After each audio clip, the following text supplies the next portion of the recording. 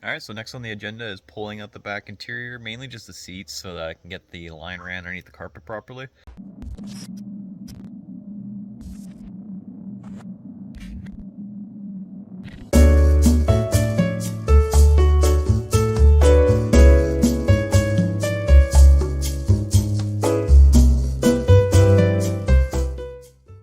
Now that I have the back seat out, as you can see, you might be able to pick up on this, maybe not, but right here, this line, and that, well, wire I should say, with those grommets right here, should be the same thing that the ABS wire ties into right behind here.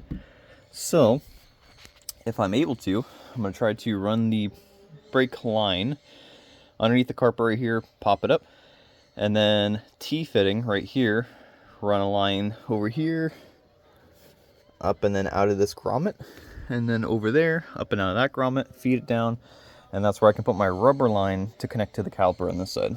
Alright, so this is what I came up with. Seems pretty straightforward, lines up where I want it to.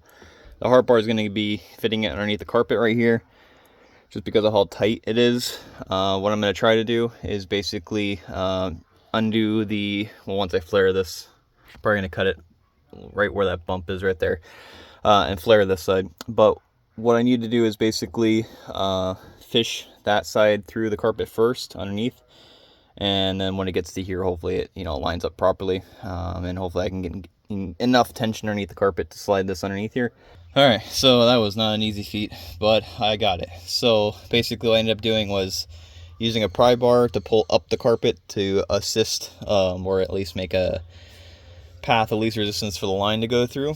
And I fished it, so that's the back of it, all the way through.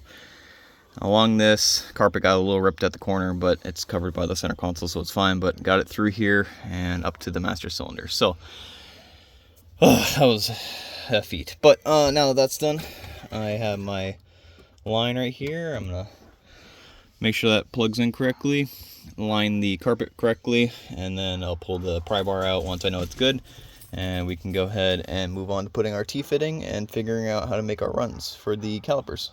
So now the carpet's back in place, as you can see, you can't see it through the carpet, which is what I was worried about.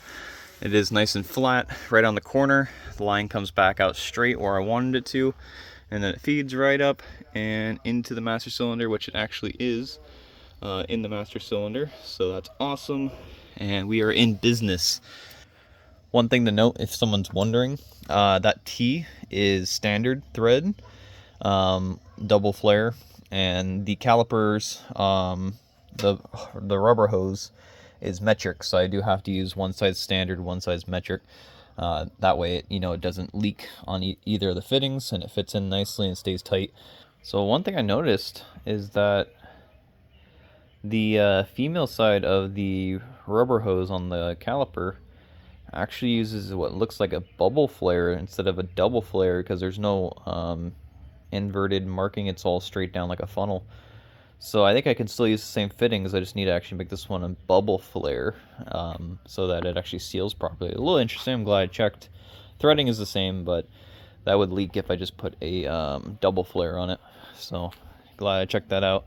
So new achievement unlocked, the bubble flare. I've never actually made a bubble flare before, but I went ahead and just used my flaring tool, which is awesome, and it banged it out super quick. So just did a test fit with a piece of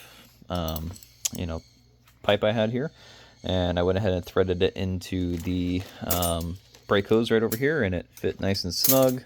Tightened it up, didn't move at all, so I think that's going to be awesome.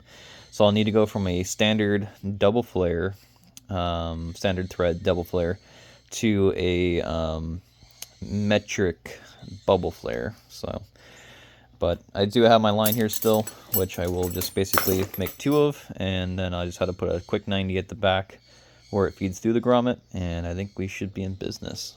Alright, and just like that, our hard lines are done. Now, this was very time consuming. OCD wise, it looks very appealing, and I'm very happy for that. I did have to remake both sides twice just to make it fit perfect the way I wanted it to, but that just comes in with custom stuff, and depending on how precise you want it to be. I wanted everything to be straight and equal length. I ended up going with 28 inches on both sides for lines. That seemed to be the perfect distance to be able to still bend it around and make it come out. Can't really see it because it's dark, but we got our rubber line hanging now, connected on both sides, and that's pretty much it for the interior stuff. I'm gonna leave the seats out until I bleed the system to check for leaks, to make sure that there is no leaks. Obviously, you don't want any issues, and if it does leak, you want to be able to wipe it up quickly, because, you know, obviously brake fluid causes rust on metal, and there's a lot of metal in here, so we don't want, you know, fluid just leaking out everywhere. We want to check for flow. I am going to vacuum bleed this all, and I wanted to keep the lines as low as possible apparent to the reservoir, which is going to sit slightly higher than the rest of these. That way, you know, air comes out of the system, you know, easily. Obviously, like I say, I am going to vacuum bleed it, so it will pull a lot of the air out anyway, and it's just 2 calipers and a master cylinder. There's no ABS or anything with the Hydro-E, so hopefully it bleeds out pretty quickly. Now that that's done, I gotta move on to actually doing the stuff underneath the car. Gotta change the wheel bearings, put the other bracket back on, that one right there, and there's an axle spacer too that goes behind the wheel bearing and the between that and the axle. I didn't know about those originally because it didn't come with instructions, but that is important, because if you don't put that on there and you try to tighten down the wheel bearing, it's just going to pinch the wheel bearing and it won't spin. So make sure you put the spacer on if you are going to use dual calipers like I am. But yeah, I am extremely happy with how that came out. Like I said, I just got to bleed the system and check for leaks, and then we should be good. I'm going to move on to the stuff underneath the car, but that's probably for another day, because this was a lot, and it's very accomplished. It's very accomplishing to be able to get all this taken care of, so it's awesome. And, you know, little bit by little bit builds the big picture.